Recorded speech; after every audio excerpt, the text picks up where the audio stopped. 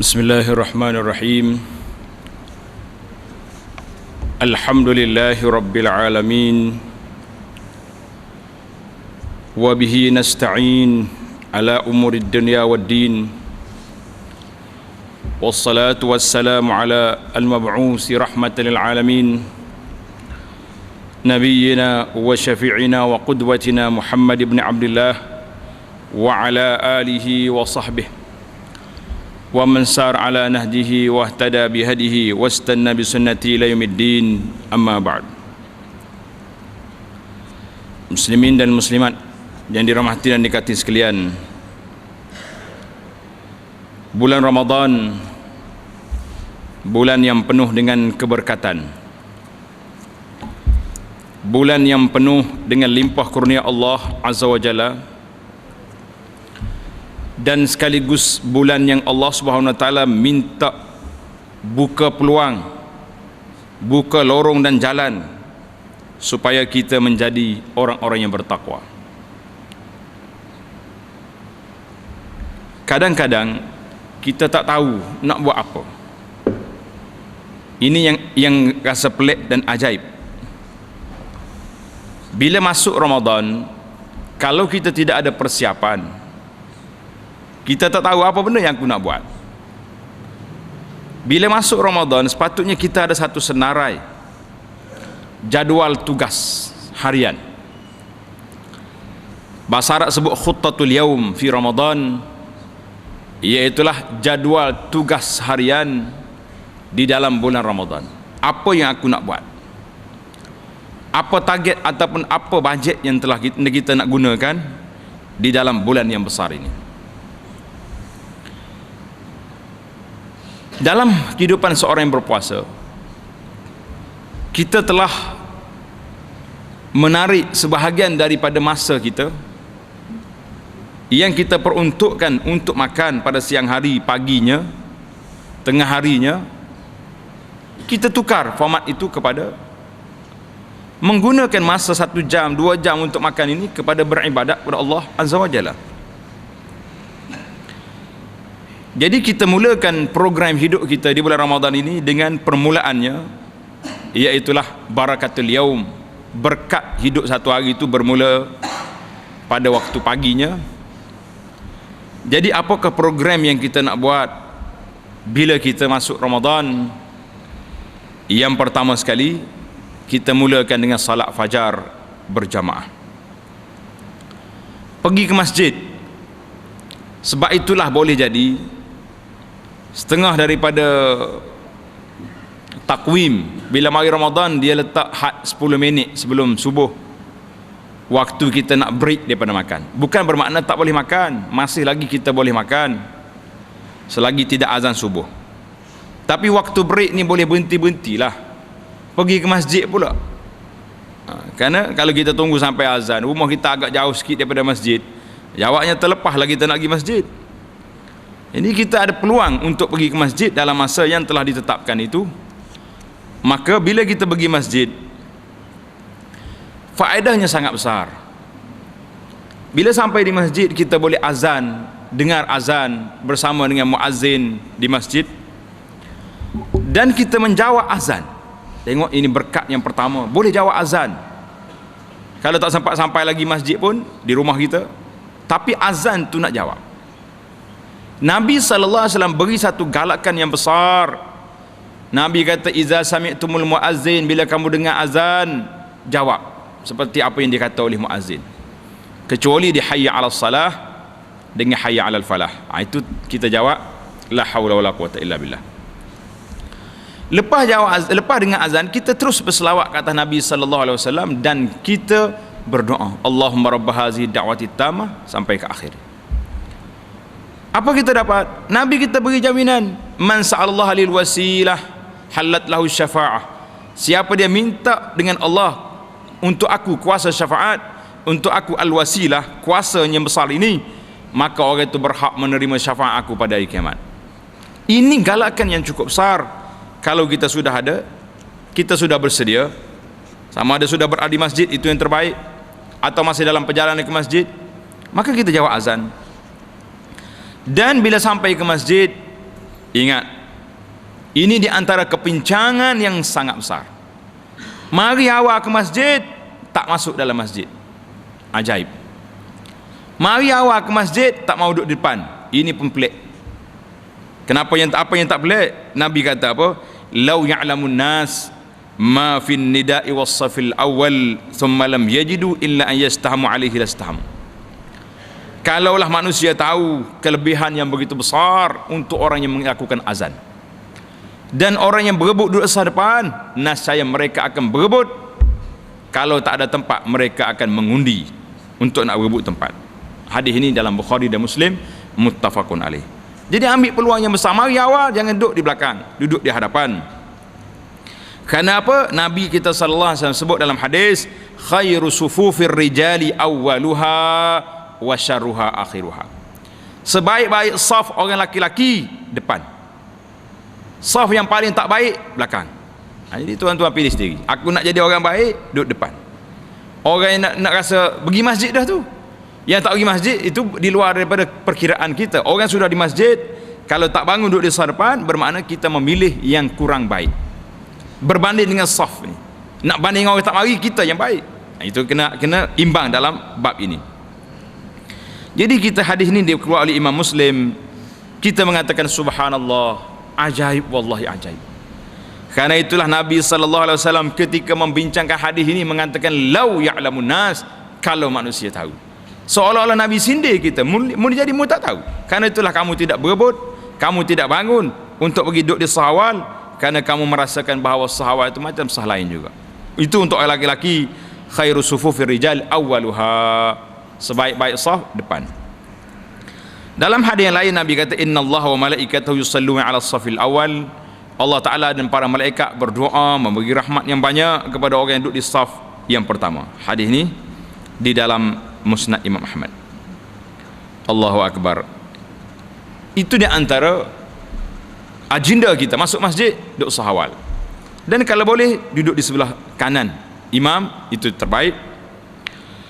Dan biarlah kita masuk masjid itu awal. Paling lewat kita boleh masuk masjid kalau orang dah qamat. Ingat, yang pentingnya biar sempat juga subuh tadi kita nak salat sunat fajar. Salat sunat fajar ni sangat besar kelebihannya di sisi Allah Azza wa Jalla. Nabi kita beri galakan yang begitu istimewa. Nabi kata khairum minad rak'atil fajri khairum minad dunya wa ma fiha. Duduk 2 rakaat salat sunat fajar itu lebih baik daripada kamu memiliki dunia dan isi kandungannya. Subhanallah. Dunia isi kandungan kalau menjadi geran duduk dalam poket kita, lebih baik lagi kita dapat salat rak'atil fajri, 2 rakaat sunat fajar. Dan bila kita masuk masjid, duduk di sahawal, biar kita sempat sekali dengan imam, iaitulah duduk di belakang imam. Kalau boleh sahawal di belakang imam, sebelah kanan, dan biar kita sempat amin bersama dengan imam. Apa Nabi kata?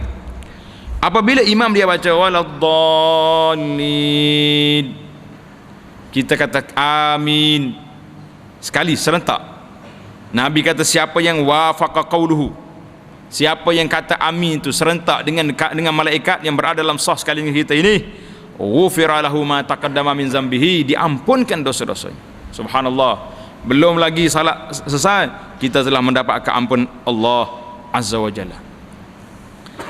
Dan pergi awal ke masjid,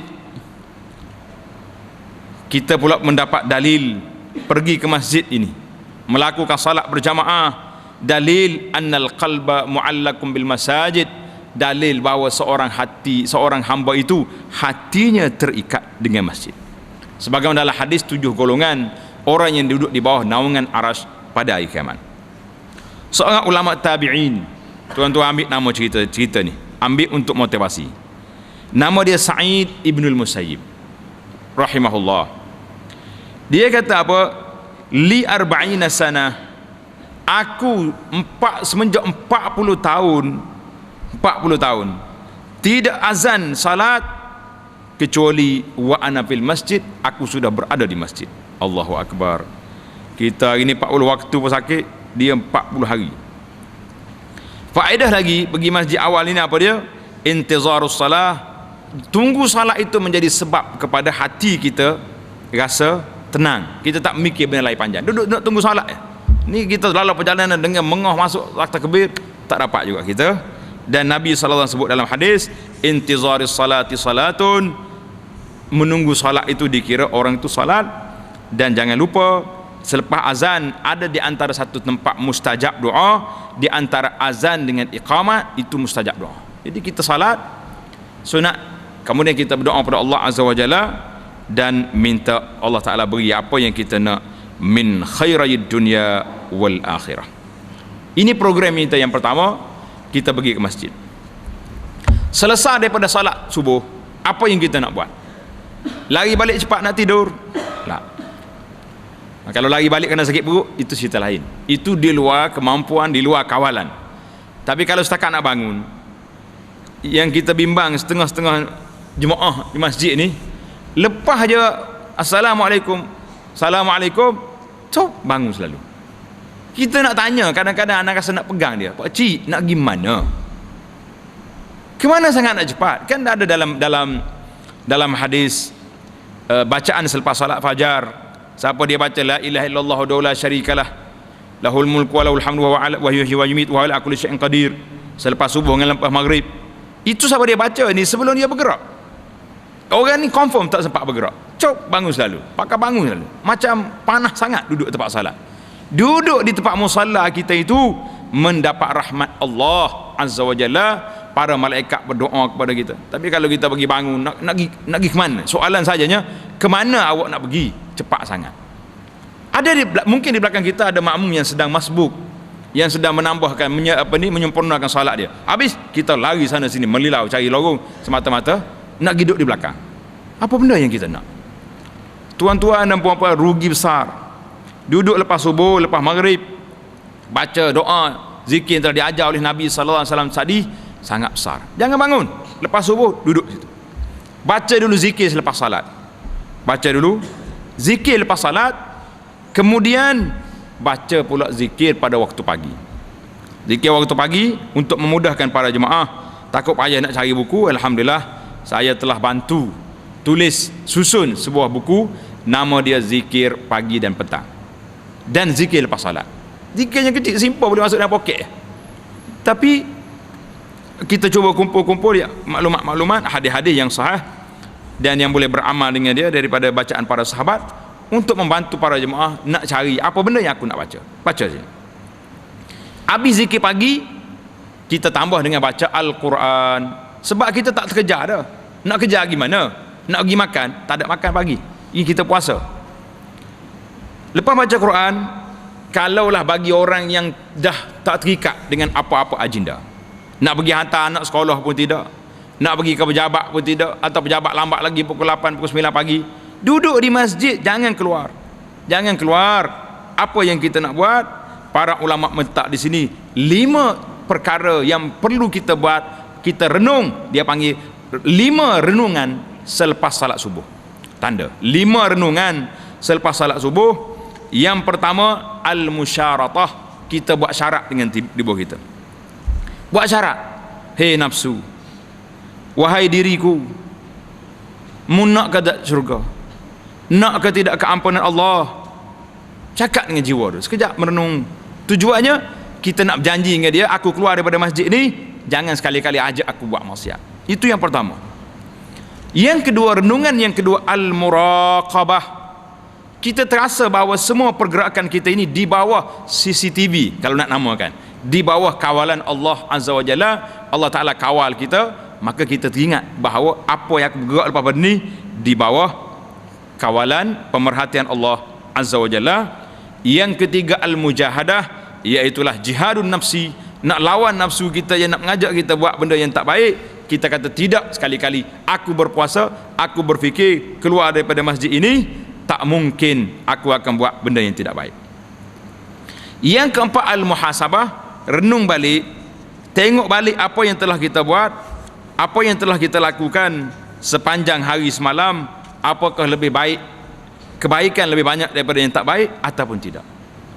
Kemudian yang kelima, al-mu'atabah wal mu'aqabah.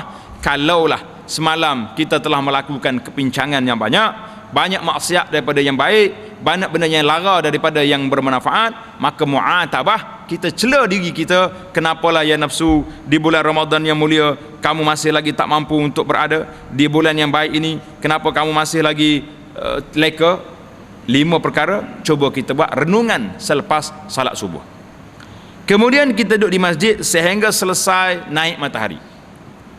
Sama ada kita tunggu waktu duha, dalam takwim kita tu dia tulis 28 minit. Dalam pelajaran falak yang saya belajar, hanya lebih kurang paling cepat minima kita boleh melepasi waktu syuruk, waktu terbit matahari itu selama 10 minit. Mana kalau matahari keluar pukul 7.2 minit, kita 7.12 kita lakukan salat sunat 2 rakaat. Salat sunat apa ni? Tidak dinamakan oleh Nabi sallallahu alaihi wasallam. Nabi beritahu, man sallal fajra fi jama'atin. Siapa dia salat fajar berjamaah. Salat fajar berjamaah. Summa qa'ada yazkurullah hatta tatlu' asy-syams. Kemudian dia duduk berzikir sampai terbit matahari.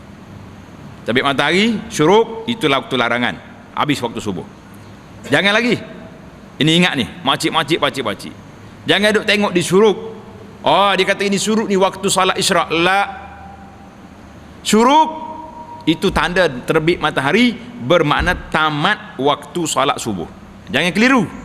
Syuruk itu waktu tamatnya salat subuh. Siapa tak salat subuh lagi baru sedar, maka dia kena qada, dia tak boleh adat lagi. Qada bukan lagi tunai.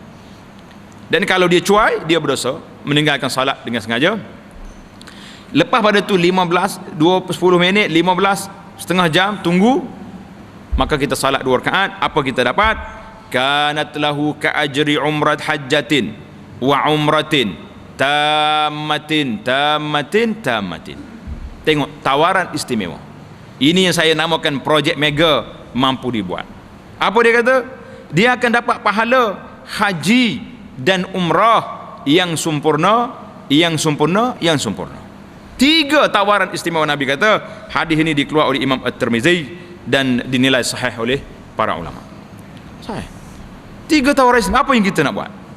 Duduk di situ, jangan pergi ke mana-mana. Duduk di situ, jangan pergi sampai selesai ini, barulah kita keluar. Kalau ada masyakkah nak pergi ke pejabat, nak pergi ke pasar, nak pergi beli, atau nak balik rehat di rumah, balik. Tak ada kerja, tidur di masjid, berehat, i'tikaf di masjid lebih baik. Kerana apa? Tawaran yang begini besar kita buat tak dengar. Seorang ulama, nama dia Muhammad bin Al-Munkadir, bila duduk di masjid, bila waktu nak keluar masjid, dia bercakap dengan nafsu dia. Dia kata, ya nafsu, hei nafsu, limadha tuhibbinal khuruj min baiti rabbik? Kenapa mu suka sangat nak keluar daripada rumah Tuhan ini? Nak pergi ke rumah orang tu, pergi rumah orang ni yang tak ada faedah, yang tidak ada apa ni, tidak faedahnya sebesar duduk di masjid. Subhanallah. Ini kita dah lepas salat pun bangun ekspres lari. Kita dah. Itulah sebaik-baiknya para jemaah, lepas salat subuh ni buatlah tadarus Al-Quran. Kita baca Al-Quran sampai naik matahari. Naik matahari, melepasi waktu larang, kita salat masing-masing lah, tak payah duk buat berjamaah. Ada setengah jemaah ni hari ni tiap-tiap hari dia duk buat salat duha berjamaah, salat tasbih berjamaah. Ini ma anzalallahu biha min sultan, tidak ada dalil Nabi suruh buat sedemikian. Nabi suruh buat seorang-seorang, bukan berjamaah. Selesai daripada ini, maka kalaulah kita boleh tunggu-tunggu, kalau tak boleh nak balik dulu balik. Kemudian ingat ada satu lagi waktu dia panggil salatul duha. Salatul duha ini Nabi kita sallallahu alaihi wasallam menamakan salatul awabin, solat orang yang baik-baik, solat orang yang mulia, iaitulah ketika tarmadul fisal, ketika panasnya kaki anak unta. Jadi waktu duha yang terbaik ketika panas kaki anak unta. Maknanya kita anggarkan lebih kurang dalam pukul 9.30, pukul 10 pagi, itu terbaik. Sebab waktu tu waktu orang leka, waktu orang dah lalai, waktu orang sibuk dengan dunia. Tiba-tiba kamu, hei hamba Allah, masih lagi mampu, sempat mengabdikan diri kepada Allah, sempat tunduk kepada Allah, sempat sujud kepada Allah. Orang ini dipanggil salatul awabin, orang yang baik, orang yang hebat. Allahu Akbar. Inilah dia. Kerana maka kita jaga selepas kita salat duha, paling ringkas salat duha ni 2 rakaat, kemudian yang paling banyak ni kita boleh pergi sampai 8 rakaat, kemudian baru kita balik ke rumah. Ini cantik. Itu program pagi. Kemudian ingat, bulan Al-Quran ini, bulan Ramadan, dia panggil Syahrul Quran, bulan Al-Quran. Tak mungkin kamu boleh khatam Quran, tak mungkin kita boleh khatam Quran tanpa buat perancangan yang baik. Para ulama mengatakan yang terbaiknya kalau kita boleh khatam Quran dalam bulan Ramadan, kalau boleh setiap 3 hari sekali. 3 hari sekali bermakna kita baca Quran setiap hari berapa? 10 juzuk. Tak mampu, turun 5 juzuk satu hari. Tak mampu juga, yang sederhana, iaitulah 3 juzuk, bermakna kita dapat khatam dalam bulan Ramadan ini sebanyak 3 juzuk satu hari, kita boleh dapat khatam 3 kali. Alhamdulillah, 3 kali, yang terbaiknya 3 hari sekali, tak kurang seminggu sekali, kurang lagi boleh khatam 3 kali. Paling minima biarlah kita khatam juga walaupun sekali. Inilah selemah-lemah keadaan. Yang paling lemah daripada itu, yang paling tak baiknya, langsung tak ada khatam Quran di bulan Ramadan. Cerita-cerita imam yang besar-besar di bulan Ramadan ini saya tak nak cerita dah. Banyak kali dah kita cerita dulu tentang bagaimana mereka dengan Al-Quran sangat tinggi darjatnya di sisi Allah Azza wa Jalla. Jadi Quran dia buat agenda. Ana al-laili wa atrafan nahar, kita baca pada siang hari dan kita juga baca pada malam hari. Kerana apa? Kerana kita ada tanggungjawab, kita ada masa yang Allah Ta'ala beri pada kita. Saya anggarkan, kalau kita nak baca 3 juzuk satu hari, 1 juzuk 20 minit, tak sempat, setengah jam, kita terima setengah jam. Setengah jam, 3 juzuk, berapa jam? 1 jam setengah. 1 jam setengah berkomunikasi dengan kalam Rabbina, dengan Al-Quran yang diturun pada bulan Ramadan. Pada hari-hari lain kita sangat sibuk, sangat itu ini, tapi Ramadan 1 jam setengah khas untuk Al-Quran tak dapat diberi. Kemana kamu nak beri 24 jam Allah Ta'ala beri waktu pada kamu nak sumbang kepada mana? Tak mampu sampai begini. Subhanallahil azim. Andai kata ada seorang ni, dia kata saya bukan tak nak, tapi saya ni 1 jam 1 juzuk, tak apalah, boleh 1 juzuk pun boleh lah, daripada tak boleh langsung. Alhamdulillah, itu nikmat. Tapi 3 juzuk tak dapat satu hari dalam masa 24 jam, kita hanya memberikan waktu kita kepada Al-Quran 1 jam setengah. Ajaib Allah. Saya sibuk. Apa yang sibuk? 24 jam 24 jam memberi 1 jam setengah. Lepas subuh setengah jam, waktu time makan Zuhur tu setengah jam, waktu malam sebelum tidur setengah jam. Apa yang sibuk lagi? Tidak ada yang sibuk lebih daripada ini, kecuali kita menjadi manusia yang penyibuk, mengejar dunia, tak kena Allah di Ramadan, apalagi tak kena Allah di luar Ramadan. Wal'iyazbillah. Apabila kita keluar daripada rumah, nak pergi kerja, nak pergi mana-mana, ingat, lidah biar basah dengan zikrullah. Nabi kita sebut dalam hadis, 2 kalimah yang ringan atas lidah, berat atas timbangan, disayangi oleh Tuhan Ar-Rahman, iaitulah subhanallah wa bihamdih, subhanallahil azim. Cuba kata subhanallah wa bihamdih, subhanallahil azim. Ingat dah satu kertas yang kita bagi dulu, iaitulah kelebihan 4 kalimah, subhanallah, walhamdulillah, wala ilaha illallah, wallahu akbar. Baca sepanjang jalan, kita ulang hak ni. Allahu akbar. Meriahnya Ramadan, kayanya amalan. Masuk dalam kereta pula, kita ni boleh baca Quran, pasang CD-CD yang menyebut tentang Quran, kita boleh ikut dia baca. Subhanallah. Letih dah baca Quran, asal pula ceramah-ceramah, tazkirah di bulan Ramadan, duk dengar nyanyi, buat apa lagi? Dengar radio pun banyak mengarut ya.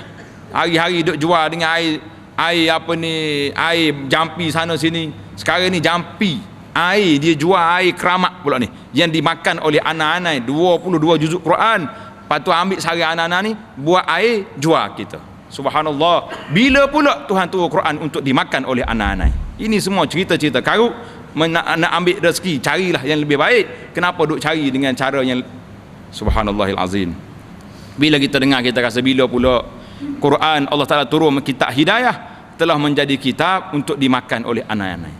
Bangga pula tu, iklan sana sini, iklan khabar dalam mana, duk dengar radio pun banyak iklan-iklan yang pelik-pelik saja. Baiklah kita dengar Quran, dengar tazkirah-tazkirah yang ada. Kemudian para jemaah, ingat, di antara tugas kita Ramadan, jangan kata aku bila Ramadan ni tak cara ke dunia dah, pakai tidur di masjid. Anak kita duduk di mana. Mutaba'atu ahlil bait, anak kamu di mana? Solat ke tidak anak? Puasa ke tidak? Tutup aurat ke tidak? Cek semua. Balik ke rumah tengok, ada anak? Ada. Balik sekolah dah? Balik. Dah salat? Belum. Salat dulu. Ajak anak-anak baca Quran. Duduk sekali, mai kita tadarus ini dengan anak kita. Suruh dia baca Quran. Kalau dia nak main sikit-sikit, biasalah, budak-budak tidak jadi masalah, dia main. Tapi biar ada masa yang baik. Yang penting sekali, jaga anak-anak, bawa dia pergi ke masjid. Jangan kita jadi orang baik, anak kita terbiar di sana sini. Lah, bawa sekali anak pergi masjid, duduk dekat ayah dia. Jangan suruh dia bergurau di belakang kerana bising.